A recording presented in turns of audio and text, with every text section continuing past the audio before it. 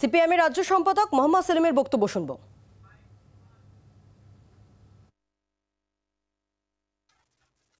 সেটা কংগ্রেস দলের আহ্বানে ন্যায় যাত্রা। আমরা কিছুদিন আগে আমাদের যুব ছাত্ররা ইনসাফ যাত্রা করেছে। ইনসাফ যা নেওয়া যায়, গোটা দেশে এবং রাজ্যে যে অন্যায় হচ্ছে তার প্রতিকারের জন্য যে যেখানে লড়াই করছে আমরা তাকে সামিল সংহতি জানাচ্ছি। কিন্তু আমাদের শর্ত হচ্ছে এ রাজ্যে যারা অন্যায় করছে, যে তৃণমূল কংগ্রেস যে ভোট লুট করলো, যারা পঞ্চায়েত নির্বাচনের গণনা লুট করলো, যারা প্রতিদিন মিথ্যা মামলা করছে, যারা ন্যায়ের জন্য যে সভা হবে, মিটিং হবে, দাবি হবে, সেগুলোকে মিটিং অনুমতি দিচ্ছে না, তাদের সঙ্গে কোনো সম্পর্ক থাকবে না। তারা কংগ্রেসকে ঠিক করতে হবে। তারা যদি বামদেরকে সঙ্গে পেতে চান, তাহলে যেমন বিজেপির সঙ্গে কখনো কংগ্রেস যাবে না, এটা নিশ্চিত। আর মমতা ব্যানার্জি যেমন বলছেন ভোটের পরে দেখে নেবো কোন দিকে যাবো, ওজন দরে বিক্রি হবো বা সোনার দরে বিক্রি হবো কি পিতলের দরে বিক্রি হবো, সেটা কংগ্রেস সেটা করবে না, বামপন্থীরা করবে না। মমতা বন্দ্যোপাধ্যায় আজ একেবারে প্রকাশ্যে একলা চলোর বার্তাই দিয়েছেন তৃণমূল সুপ্রিমো মমতা বন্দ্যোপাধ্যায়। জানিয়ে কংগ্রেস মুখপাত্র সৌম্য আইচ রায়ের বক্তব্য শোনাবো এবং সিপিআইএম এর রাজ্য সম্পাদক মোহাম্মদ সেলিমের বক্তব্য শুনবো এবং তৃণমূল কংগ্রেস মুখপাত্র কুণাল ঘোষ পাল্টে কি বলছেন শুনুন।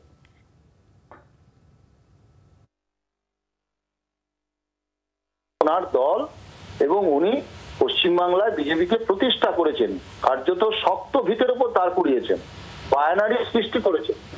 সেই রাজ্যে রাহুল গান্ধী ওনাকে আমন্ত্রণ করেনি, এটা তো অদ্ভুত কথা শোনাচ্ছে। মানে এই অজুহাত দেওয়া, এইসব কথা বলার মধ্যে দিয়ে উনি আরো রাজনৈতিক ব্যাংক্রাপসি, দৈন্য ভাবটা প্রকাশ করছে।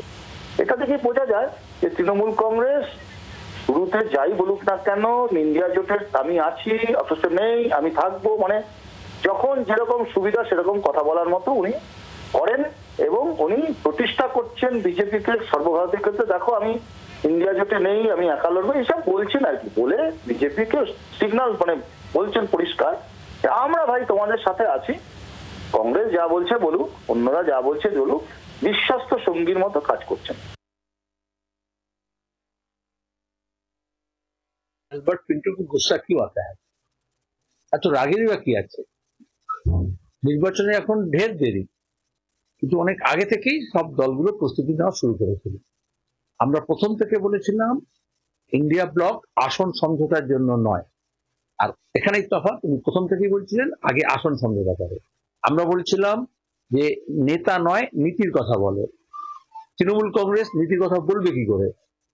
তারা সবসময় চেয়েছিল যে এখানে মুখ্যমন্ত্রী ওখানে প্রধানমন্ত্রী হব। আর এটা বিজেপি বা আরএসএস চায়, মোদি ভার্সেস মমতা। এখন বয়ে যাচ্ছে, বোধহয় কেন্দ্র সরকারের সঙ্গে কথা হয়েছে, ইডিসিবিআই তে অভিষেককে ছাড় দেওয়া হবে, এজন্য আর ইডিসিবিআই এখন সাজানের কাছে যাচ্ছে, কিন্তু অভিষেকের কাছে যাচ্ছে না।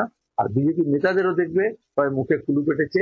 অভিষেক ব্যানার্জি নিয়ে এত তাপাত ছিল যে সমস্ত বিজেপি নেতারা রাজ্যে, তারাও কেউ কোনো কথা বলছে না। বাংলার আওয়াজ, বাঙালির আবেগ, জি 24 ঘন্টা।